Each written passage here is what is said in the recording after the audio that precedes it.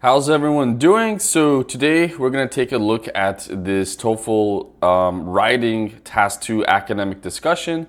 So this was on last Saturday's exam. I'm re-uploading it. The original upload was missing the sound for some reason.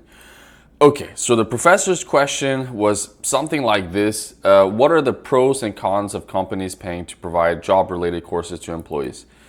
Now, I don't know if the exact question was like this or if it was rather, like this. Do the pros of companies paying to provide job-related courses to employees outweigh the cons?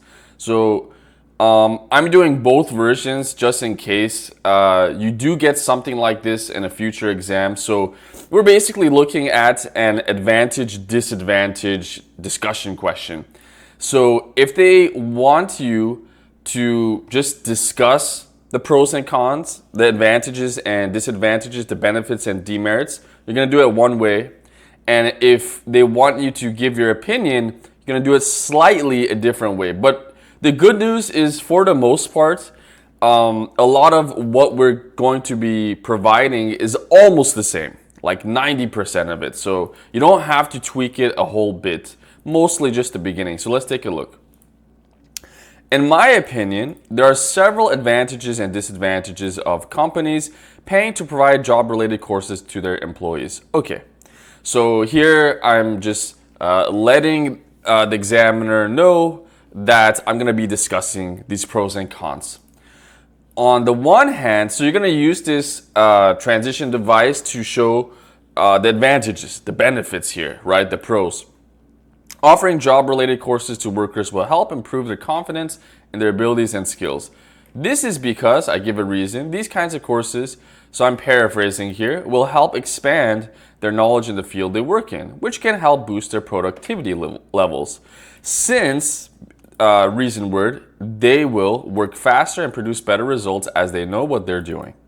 Therefore, what is the takeaway point? These job-related courses can help raise the quality of work done.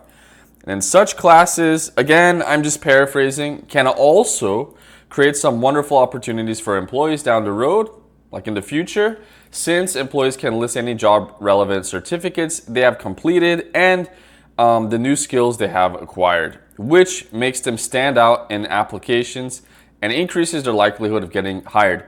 So you can see you want to really elaborate on this, okay? Be as descriptive and specific as possible. Show off using your modifiers. Use expressions if you know any. That's what this exam is all about. They want to see you show off your vocab. They want to see you show off your knowledge of grammar, your organization abilities. So do that. And it'll also obviously boost your word count, which is a small bit of your score as well. Now here, I need to also talk about the disadvantages. In this case, I kind of had only one. That's fine. You need to at least, have something for both sides, at least 1 point. On the other hand, so this is the opposite, obviously referring to the downsides, the disadvantages, the demerits. It can sometimes be costly and time-consuming for employers, especially, right, if it involves sending employees to off-site locations. Another topic, vocab, beautiful collocation, right, that are far away. As a consequence, some companies may be reluctant, they're unwilling to provide such incentives, basically benefits, right? And that's it. Had about 173 when I practiced this one on my own. Really excellent word count. You don't need 200, 220. Just write to your ability, guys. At least you need a minimum of 100, but I'll always recommend, my rule of thumb, go beyond 135 if possible, Okay, now let's say they want your opinion, like, are the advantages, do the advantages outnumber the disadvantages? Most of the time they'll frame the question like this, rather than have like a neutral discussion. So if they did it this way, let's see how it would play out. Okay, so in my opinion, there are way more advantages than disadvantages when it comes to companies paying to provide job-related courses to their employees. So this part was tweaked just a little bit to show my specific stance. On the one hand, now this part is mostly going to be the same. So I pretty much wrote the same response. It's not any different. I have my reason sentence here. I have a result sentence there.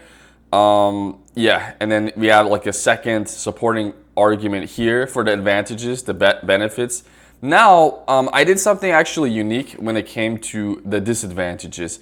So here, on the other hand, it can sometimes be costly and time consuming for employers, particularly, same thing as especially, just wanted to teach you guys another word, if it involves sending employees to offsite locations that are far away. Now, what I did to really drive the point home, since I'm on the side of advantages, I also decided to criticize the disadvantage to make it look like it's not that much of a big deal. And this kind of makes, our original position stance a little bit stronger. You don't have to do this though. Nevertheless, however, many firms, like companies, right, are offering job-related courses regardless, so it doesn't matter, right, of location or distance, because they believe that they're worth the investment, since increasing worker productivity generates millions of dollars for a company. So firm, company, always have that habit of paraphrasing, guys. And here, I'm left with 197 in total. You might not reach that. It's not easy. Who cares? Just do your best. But the goal here is to show off as much as possible. Provide a lot of details, guys. Show off. Don't be passive. Don't be lazy. Hope you guys like this. Please do share and subscribe to my channel, and I'll see you soon.